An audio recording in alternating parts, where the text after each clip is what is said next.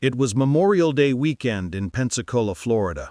Humid air clung to everything, and the scent of salt water and sunscreen lingered over the dockside ceremony. The Navy had gathered for a special commemoration, honoring fallen SEAL teams.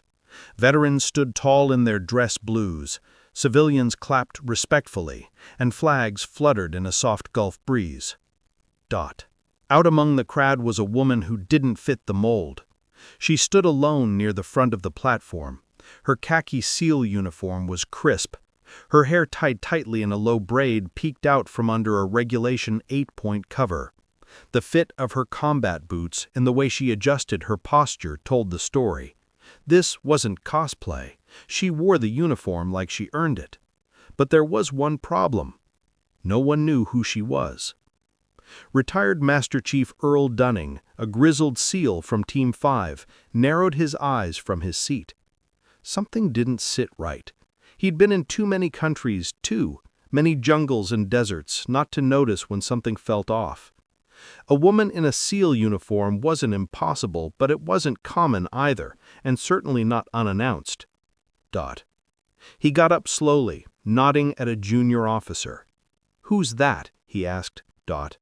The officer scanned his clipboard. Nobody listed. "Then she's either someone big or she's lying." Dunning marched up to her. Leah Monroe didn't flinch as the Master Chief stopped a foot from her. "Morning," he said, stone cold. "Morning, Chief," she replied. Her voice was steady, respectful. "With which team?" She turned slightly. "Classified. I was just here to pay respects." Dunning didn't blink. "Let me see your ID." Leah offered nothing. "Can't help you there."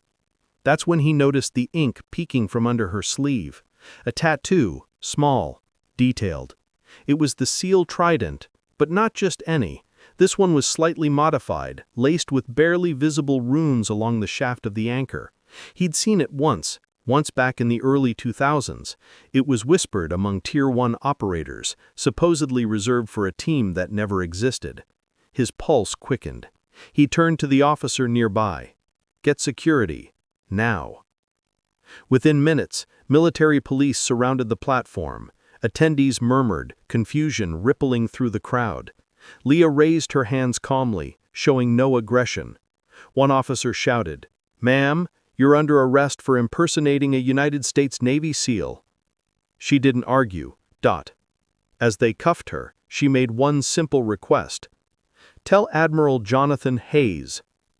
Leah Monroe says hello." The officer froze. Hayes. Admiral Hayes. Retired 7 years ago. She just smiled. "Exactly." They shoved her into the back of the vehicle. As the flag ceremony continued in the background, cameras flashed from curious bystanders. Some clapped, not understanding, others just stared. Inside the cruiser, Leah stared straight ahead, hands cuffed behind her back. The officer riding beside her leaned forward. "You know, impersonating a SEAL carries prison time, right?" She didn't blink. "I know exactly what it carries. Where'd you get the uniform? Had it tailored. And the trident tattoo?" She turned slightly. "That one's real." The officer rolled his eyes. "Sure it is." At the local holding station, she was booked. No ID, no record. Prince came back with a mismatch to a Leah Marie Monroe, who had allegedly died in Afghanistan in 2012. But the match was 73% inconclusive. She was placed in a windowless interrogation room, walls pale gray, light flickering overhead. She sat there calmly, hands folded, as if she had done this before. In fact, she had, many times, but never stateside.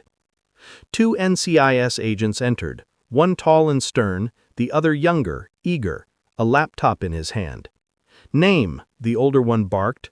"You already know it," Leah said. "Relax." He slammed a folder on the table. "Cut the games. Where did you get access to SEAL intel? Who trained you to speak in hop code?" She tilted her head.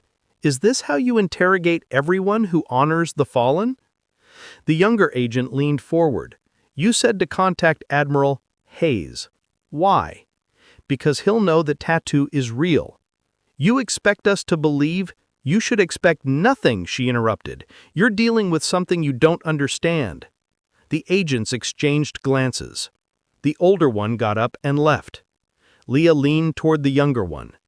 Do yourself a favor. Look up something called Project Cerberus. It's in a black file buried deep. He blinked. That doesn't exist. She smiled. Exactly. An hour passed.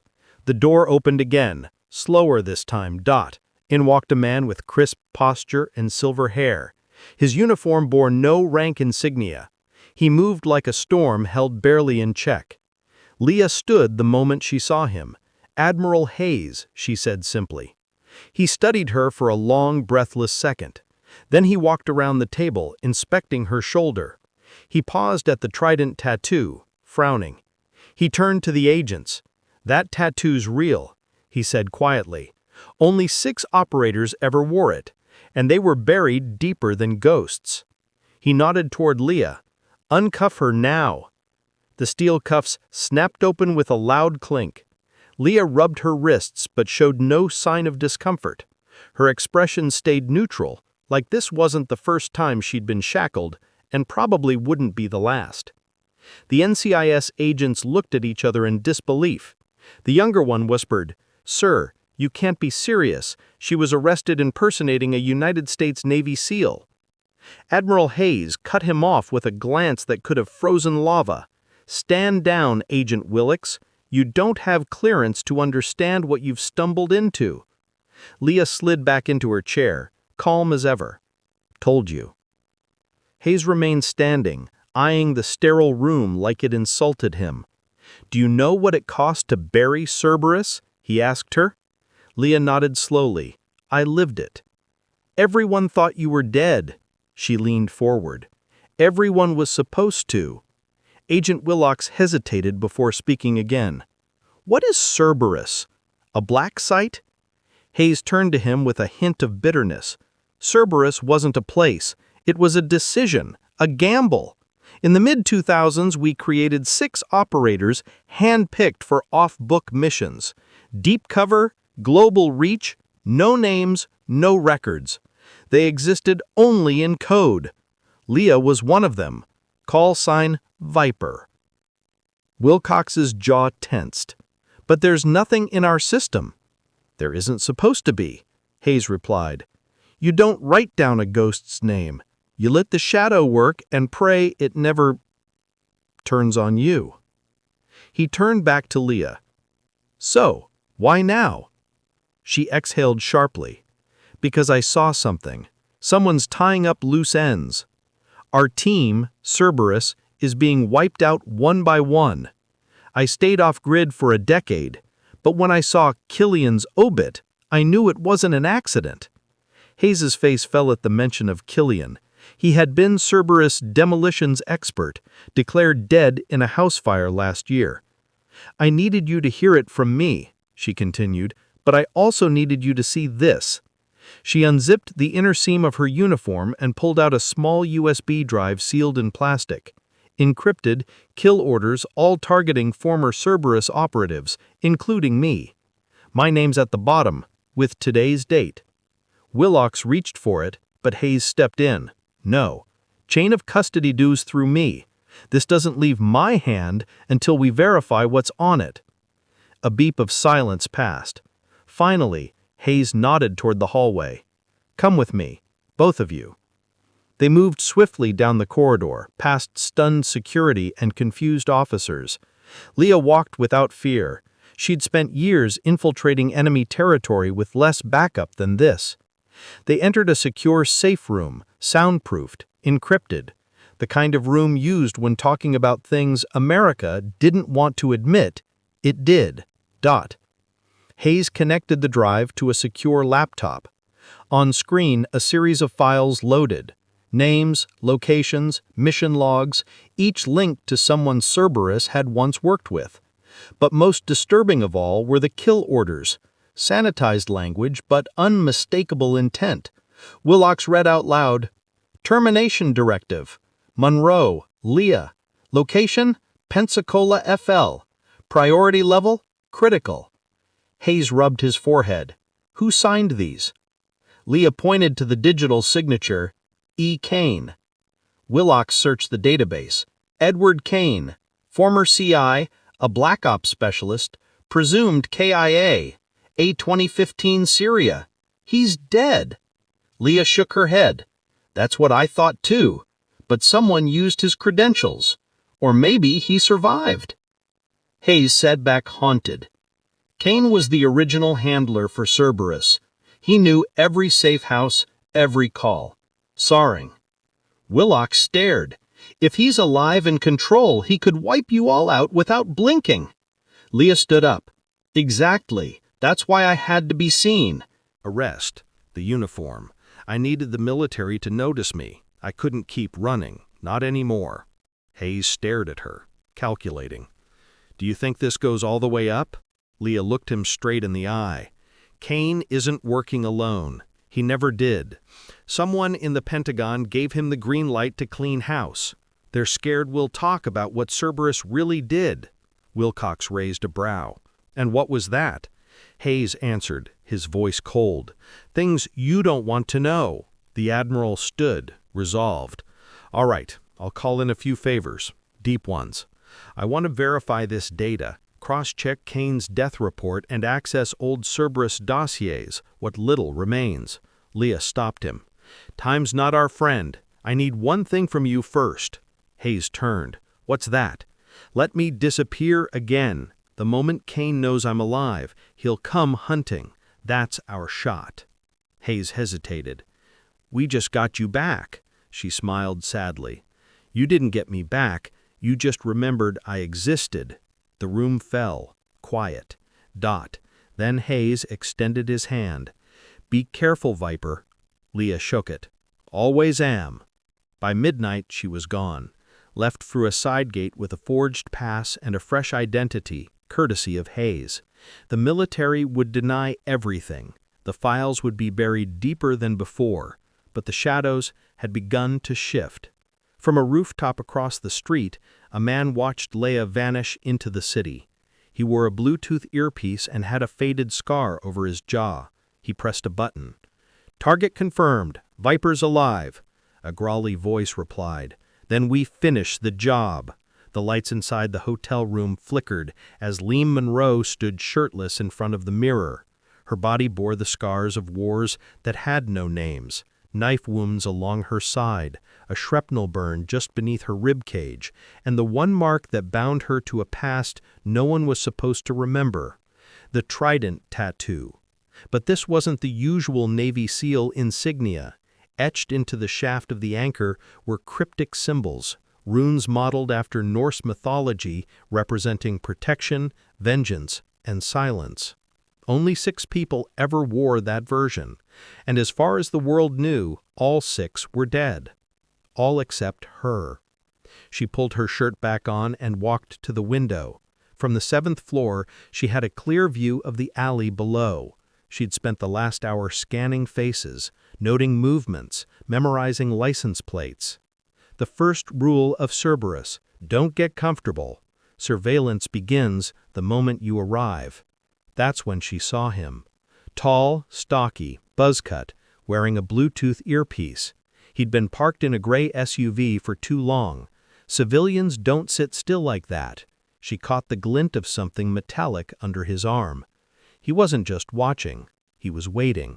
They found me. Back at a secure Navy records vault in Arlington, Admiral Hayes stood under low light as a technician cracked open a file that hadn't been touched in over a decade. The room smelled like dust and secrecy. I had to override 3 different clearance gates just to unlock this, the tech muttered. Dot.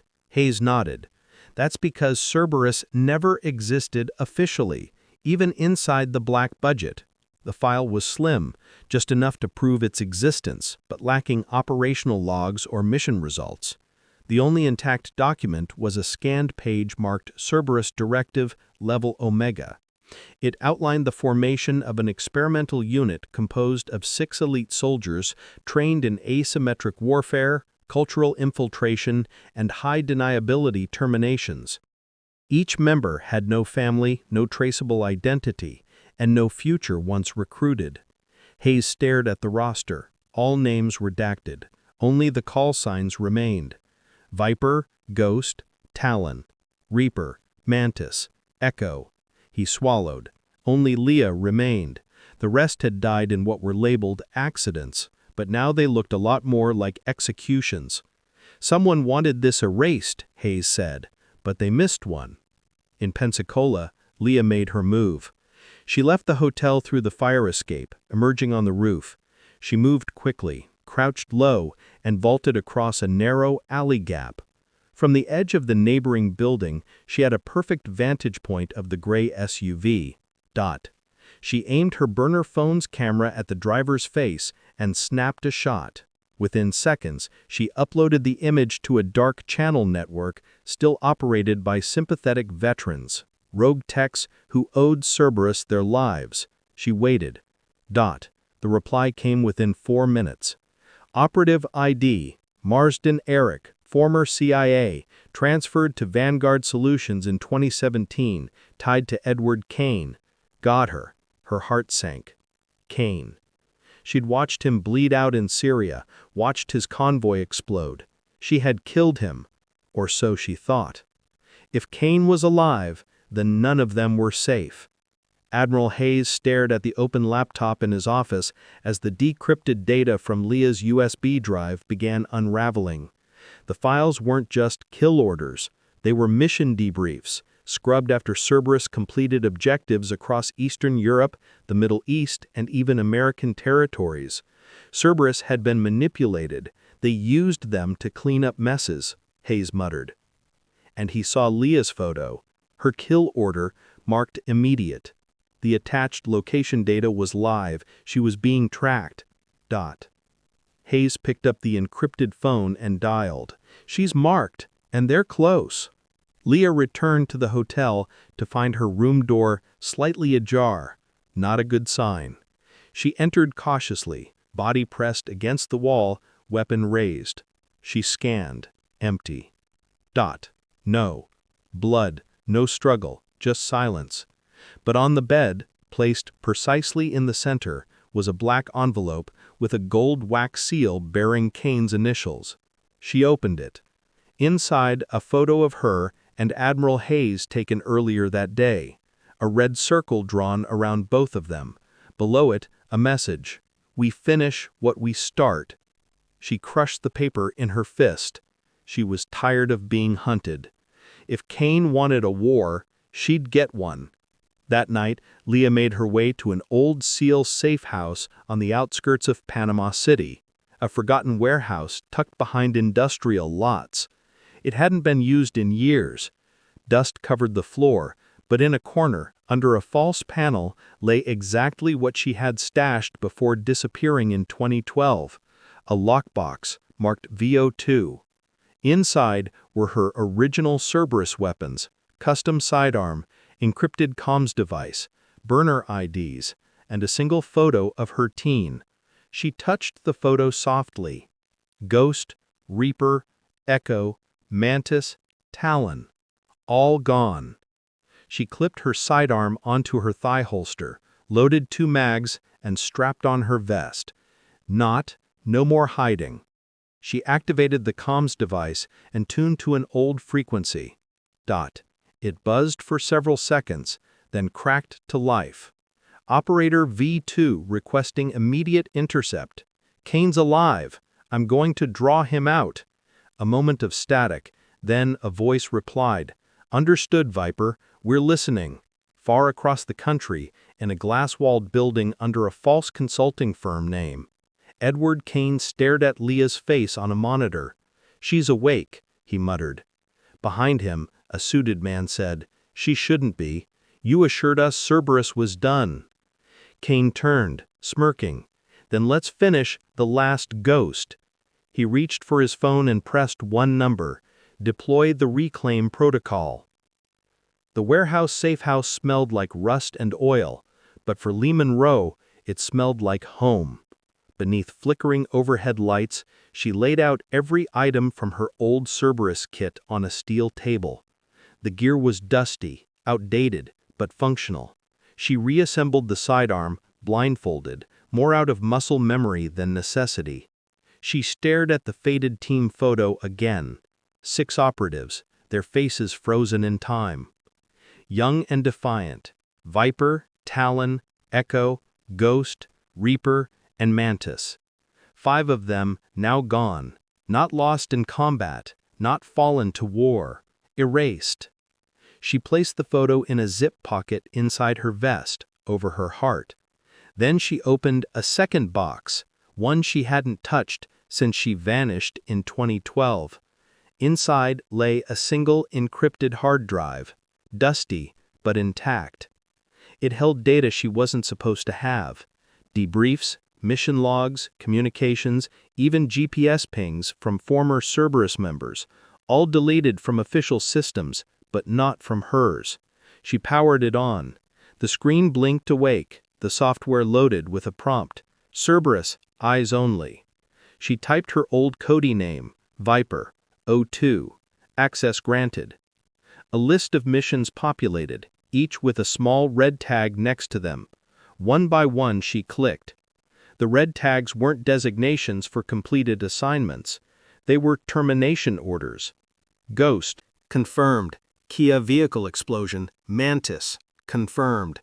Kier balcony fall, Reaper, confirmed. Here, poisoned Echo, confirmed. KIA single gunshot, Talon, unknown. Only one tag remained yellow, Veer, unconfirmed. Status, active across the country. Admiral Hayes sat alone in his study. His private secure line buzzed. He answered immediately, already suspecting who it was. "Hayes," he said. "It's her," came the voice of a trusted Pentagon analyst. "She accessed a ghost drive that warehouse in Panama City. Viper's running the file." Hayes leaned forward. "Has Kane's team located her?" "They're scanning, but she's using sub-networked frequencies. She's 2 steps ahead." "Keep it that way," Hayes replied. "Let her lead us to Kane. He'll come for her. He can't help himself." The analyst hesitated. "Sir, if she gets caught, we can't cover her again." "She won't get caught," Hayes said quietly. "She's not the hunted. She's bait." Leah uploaded the decrypted Cerberus kill list into a cloud backup hidden behind a fake NGO domain. Then she opened the most important file, the final Cerberus mission log. It was dated 10 days before she disappeared. Location, northern Syria. Objective, eliminate an arms dealer supplying U.S. enemies. But the log showed something different. The arms dealer had been a CIA asset, not a terrorist. The order came not from military command, but from Edward Kane himself. "Doc, it had been a test. Cerberus was sent to commit a political assassination, one that could never be traced back. When Leah questioned it, Kane's convoy was attacked, and she was marked Kier in the chaos. But now she knew the truth. Cerberus wasn't disbanded. It was used, then erased." Outside the warehouse, headlights blinked off one by one. Leah spotted them from a crack in the metal wall. 3 black SUVs. Silent approach. Doors open. 6 men in tactical gear fanned out like phantoms. Kane's men. She had hoped for more time. No matter. She flipped the last switch on her vest and activated an old defensive system installed in the warehouse. Electromagnetic pulse. Grenades wired to the main entrance. Anyone entering blindly would lose all comms and targeting tech. She positioned herself in the shadows behind stacked crates. Her heartbeat slowed, breathing regulated. The warehouse became a hunting ground. The first man breached the side entrance, silent, professional. She waited. 2 more followed, flanking the eastern wall. She tossed a marble-sized device that bounced once, twice, then exploded in a flash of white light. They screamed, blinded, stunned. She dropped 2 with precise shots to their legs, avoiding fatal blows. The third turned and fired blindly. She ducked, rolled, and struck his face with a spinning elbow. He hit the ground unconscious. 3 more came in through the front, triggering the EMP. Their radio sparked and fizzled. Night vision went dark in confusion. One called out, fall back, but they didn't make it. Leah dropped from the rafters and subdued two with a baton strike to the throat and temple. The last one ran. She didn't chase. Instead, she grabbed one of the operative's satones and called Hayes. "It started," Hayes answered, voice grim. "Casualties? None. I didn't kill them yet." "Then Kane will escalate." "Let him. He's afraid I'll talk. He should be." Hayes hesitated. "I've confirmed it. Kane survived. The CIA marked him dead in 2015 to protect a rogue operation in Syria. He's not just alive, he's rich, connected, and untouchable." "Not for long," Leah replied.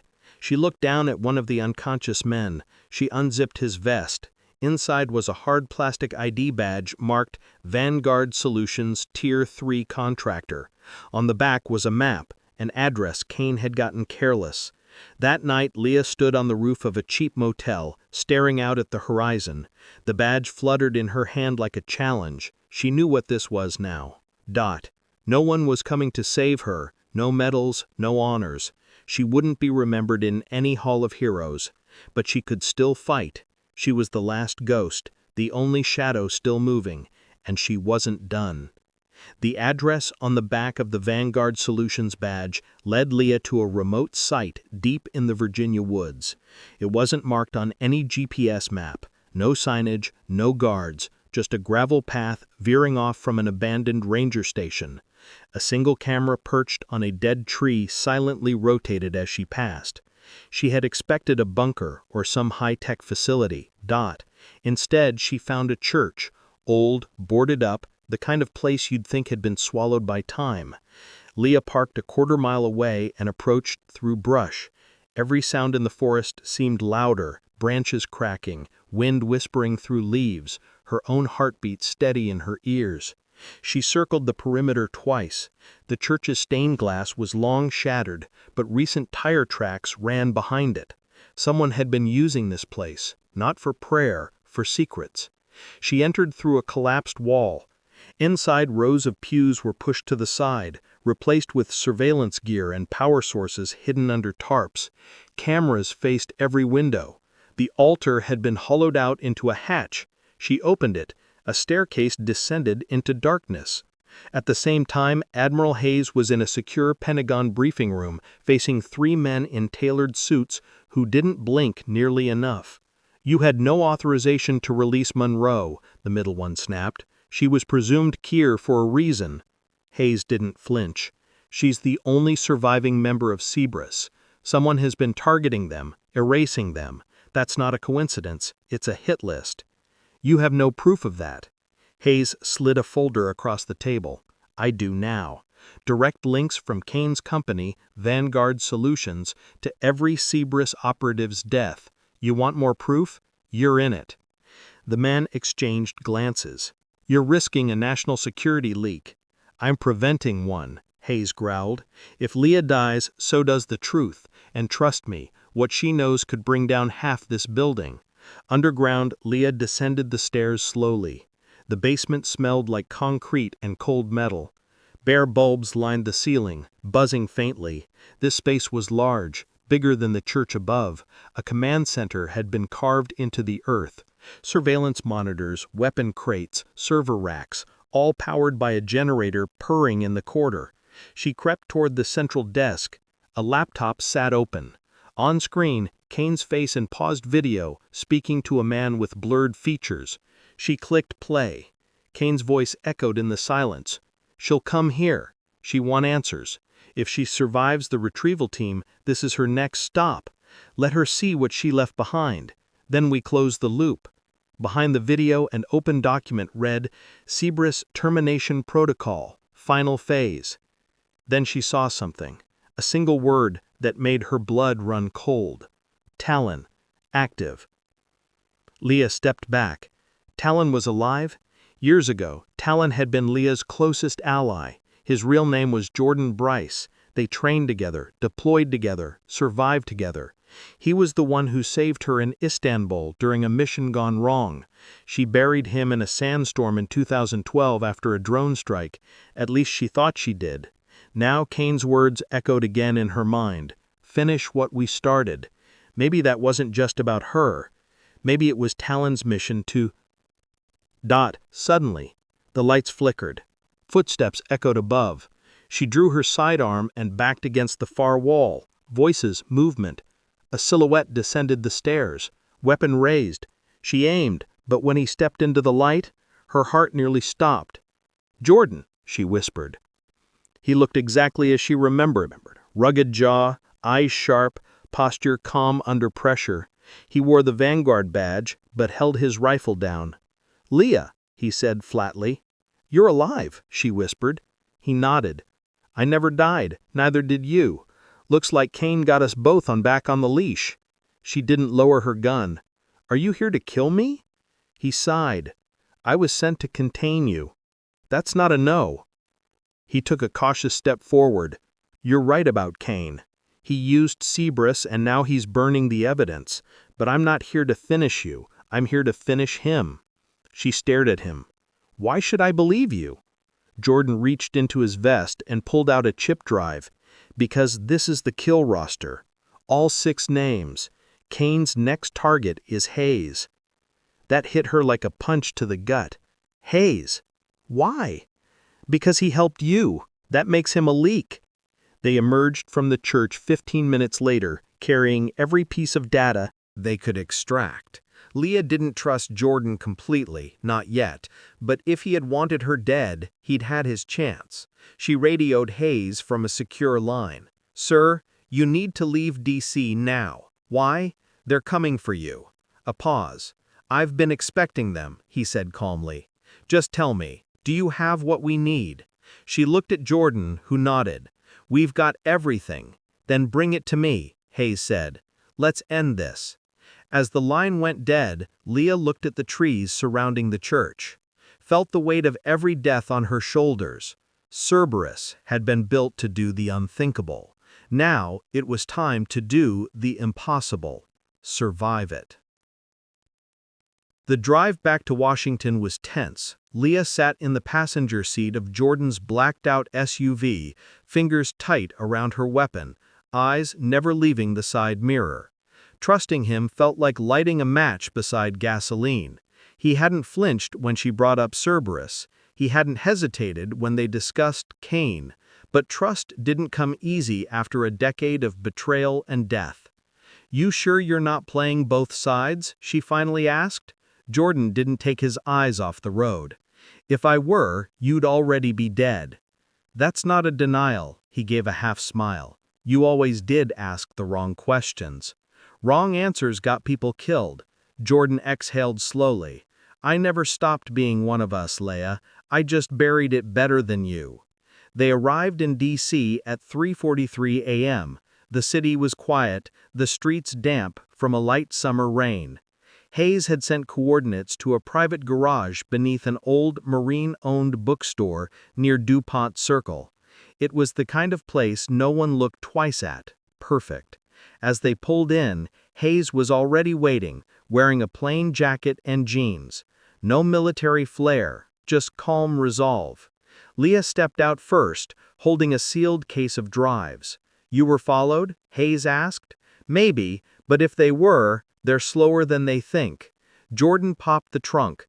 "We grabbed everything from Kane's black site, digital kill orders, voice logs, private contracts, even the satellite trails tracking Cerberus." Hayes opened the case and began scanning the drives. Each lit up. Green. "This is enough to fry Kane," he muttered. "Enough to drag Vanguard into public hearings. Maybe even enough to indict a few senators," Jordan snorted. "And they'll spin it all in 48 hours. Disavow, deny, bury it again." Hayes looked at Leah. "Not if you testify." She stiffened. "I don't want my name back." "You wouldn't get it," Hayes replied. "But you'd stop this from happening again. You'd expose what they did to Cerberus." She was silent. In her pocket, the teen photo felt heavy. "Then we go public," she said. "But only when Kane's neutralized." The next morning, Kane stood inside a penthouse suite overlooking Arlington. He held a bourbon in one hand and stared at a security feed of the bookstore garage. "You see that?" he asked his aide. She's alive, and now she's with him. The aide shifted uncomfortably. Should we send another team? Kane swirled the bourbon. No. We escalate. I want them eliminated in a way no one can trace. He walked to a vault, opened it, and removed a device the size of a shoebox. Activate Chimera, he said. The aide hesitated. That's not sanctioned. Kane's gaze turned to ice. Neither is this war. At 6:12 p.m., Hayes, Leah, and Jordan relocated to a safe house in Alexandria, 1.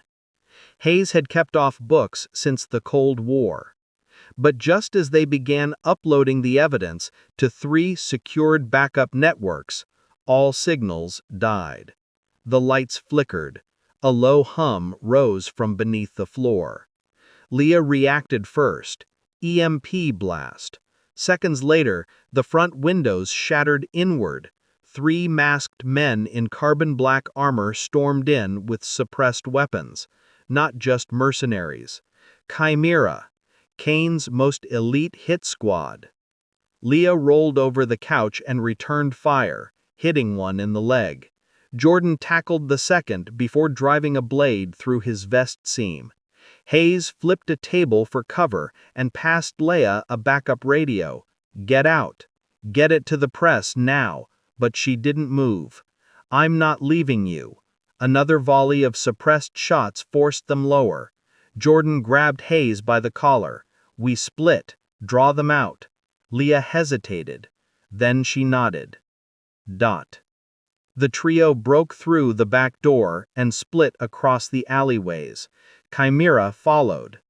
Leah ran low across a fire escape, flipping between buildings like she'd trained to since she was 19. Her mind ran ahead of her. If Kane activated Chimera, he knew this was the final play. He wouldn't stop until every trace of Cerberus was erased. She had to flip the game. By midnight, Jordan and Hayes relocated to an old metro tunnel beneath the PTOC. Leah wasn't there yet. She'll come, Hayes said. But Jordan didn't look convinced. She trusted me, even after everything. That's rare, he muttered. She sees the good in people, that's why Kane feared her. Jordan looked at him. And what do you see? Hayes didn't answer. Instead, he turned on a portable receiver. Static. Then, a signal. It was Leah's voice. I'm at Vanguard headquarters. I'm ending this. In his penthouse, Kane stood in front of a wall of monitors. A red alert blinked. On screen, security breach. He frowned. One camera revealed a lone figure walking straight down the hallway. No mask, no helmet, just Leah. Alone, he whispered. He activated the all units intercept Viper, lethal force authorized. But Leah wasn't here to hide. She wanted him to see her. She wanted him to remember every life he took. And now she wanted him to pay. Leah walked down the steel corridor of Vanguard Solutions' underground headquarters like a ghost returning to haunt the living. Her boots echoed against the tile. No fear, no hesitation. This time, she wanted to be seen. Surveillance cameras followed her, but she kept her hands at her sides, weapon holstered, shoulders squared. Every second she stayed alive was one more needle in Kane's paranoia. She passed a wall marked Tier 4 access only, then stopped in front of a biometric scanner. For a moment she stared into it, then she took a small square chip from her pocket, the one Jordan gave her back in the church, and slotted it into the scanner. Access granted. The door hissed open. She entered the lion's den. Far below, Kane watched her breach each layer of security. She's not even flinching, the aide murmured. Kane's jaw tightened. She's not bluffing anymore. She's hunting. He turned to a second screen where Chimera operatives waited in ambush position. She's in Corridor 6. Move in. Use room sweep gas. I want her disoriented, alive if possible. But Kane knew better. She wouldn't go quietly. Back in the tunnel system under the PTOC, Jordan and Hayes listened to Leah's radio broadcast. She's inside Vanguard, Hayes said. She's forcing Kane's hand. Jordan paced. She'll get herself killed. That place has more firepower than a small army. She's counting on that, Hayes said. She needs the world to see the truth, the attack, the response, the blood Kane's willing to spill just to stay hidden. Jordan looked at him. So what's our play? Hayes opened a satellite relay. We do what Cerberus always did. Strike where no one looks. We cut the head off the shadow. Inside Vanguard, Leah moved past the gas canisters, leaking white clouds into the vents. She slid a rebreather over her mouth, tucked in behind a support pillar, and counted 3-2-1.21. Chimera operator breached the hallway, blind firing through the mist.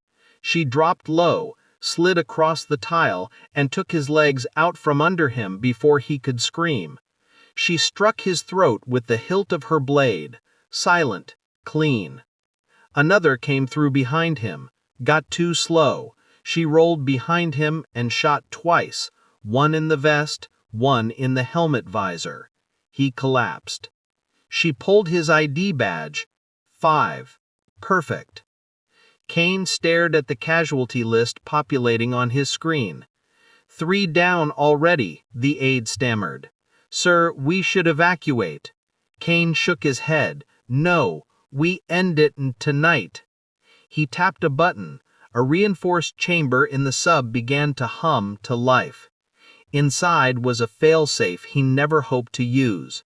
Project Ragnarok, a custom virus designed to wipe all Vanguard servers, all field team data, and all Cerberus logs with a single key press, would erase every. With arms dealers, the world wouldn't see it yet, but he was out there, unstoppable now.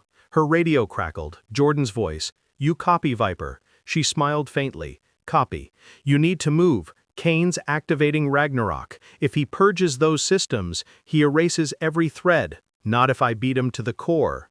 Kane made his way to the vault. 2 guards trailed behind him. As he entered the secured room where Ragnarok hummed beneath blue lights, he placed his palm on the biometric panel, and the countdown initiated. 5 minutes. He turned to leave, but he stopped cold.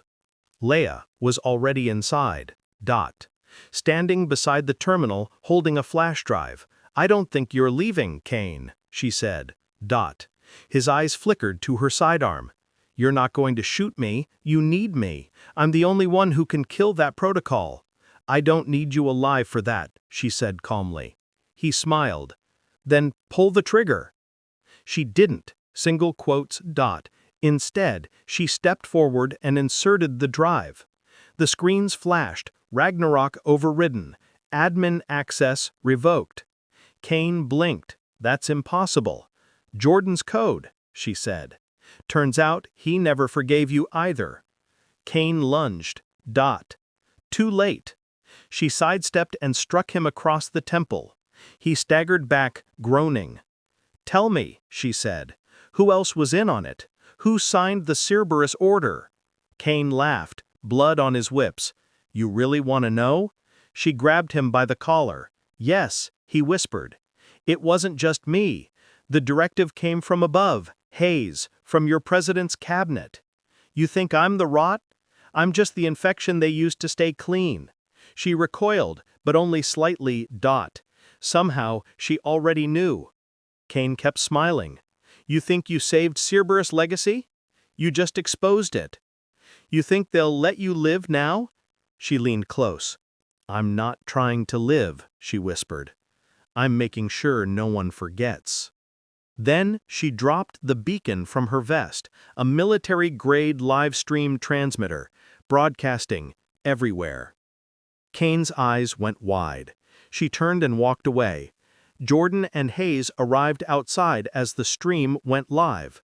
The footage, Kane admitting to the assassinations, Leah standing over him. Evidence pouring out into the net, every corner of it.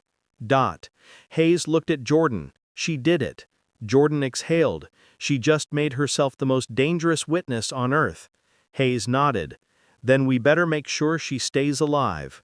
The broadcast burned across the internet like wildfire. Within minutes, servers in over a dozen countries mirrored the stream. Kane's confession, the kill orders, and black operations involving Cerberus all exposed. For the first time, the shadows had been forced into the light, and the world was watching.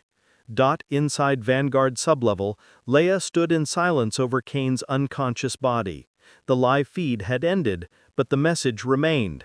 The last ghost had told her story. She reached into her vest, pulled out the tattered team photo, and left it on Kane's chest. Now you can remember us too. Then she vanished into the dark. 3 hours later, headlines exploded. Breaking. Leaked intel reveals covert assassination program run by rogue U.S. operatives. Ex-CIA official linked to deaths of Black Ops unit known as Cerberus. Unidentified woman exposes global conspiracy. Sources confirm she's former elite operator. The government scrambled. There were denials, condemnations, promises of investigation. But truth had already taken root. And Leah Monroe had become a name whispered with reverence and fear. In a quiet safe house outside Annapolis, Leah sat with Jordan and Admiral Hayes around a flickering laptop. The screen showed encrypted logs being downloaded by watchdog journalists and independent investigators worldwide. It was over. Or at least this part of it. You'll never be able to walk openly again, Hayes said, his voice low. I haven't walked openly since 2012, Leah replied, sipping black coffee. At least now I know who I am. Jordan looked up. They'll keep hunting, Leah nodded. Let them. They hunted us when no one knew our names. Now the whole world does. And they'll remember. Hayes leaned back, exhausted but proud. Cerberus wasn't perfect, but you made sure it wasn't forgotten. Leah stared at the sunrise. No, she said quietly. I made sure it wasn't buried. Kane was taken into federal custody that night. Not by the police, not by men in dark suits who didn't wear badges. His fate was never disclosed. Some said he died in prison, others claimed he was traded in a deal to bury the scandal deeper. But Leah didn't care anymore. Her war was never about revenge. It was about truth. Weeks passed, U.S. military launched internal investigations. Cerberus was debated in Congress. Kane's connections were mapped, many confirmed, many denied. But the deepest names, the real architects, remained hidden. That's how the system survived. Still, the world had shifted and Leah had too. Morning she returned to a familiar coastline in Maine, a remote cabin once used as a training outpost for Cerberus. Overgrown, faded, but standing, she rebuilt it slowly with her own hands. Wood, stone, silence. Not as a hideout, as a memorial. 4. Mantis, Reaper, Echo, Talon, and Ghost. She carved their call signs into a granite slab behind the cabin. No flags, no speeches, just the wind, the trees, and the truth. She left her weapons inside a locked chest beneath the floorboards. Not because she was done fighting, but because she had finally earned the right not to. One morning, Jordan arrived, carrying a single envelope. He placed it on her porch, sat across from her, and handed her coffee. "What's this?" she asked. He smiled faintly. "A new identity. From someone at the top who wants this all to disappear quietly." Leah didn't even open it. "I've been invisible long enough." Jordan tilted his head. "Then what now?" She looked out at the ocean. The waves were soft, peaceful. "I train them," she said. "The new generation, not for war, for truth, so they know what not to become. And if they come again, she looked him dead in the eyes, then Cerberus isn't gone. It's just waiting. That night, Leah lit a single lantern on the shoreline. One flame for each ghost. Not mourning, not vengeance, not just remembrance. The kind that matters most when no one else is left to speak. And far off, in an office deep within the Pentagon, a general watched the same feed. He turned to his aide. "Cerberus isn't dead." "No, sir," the aide replied. "It just learned how to fight without being seen." ENND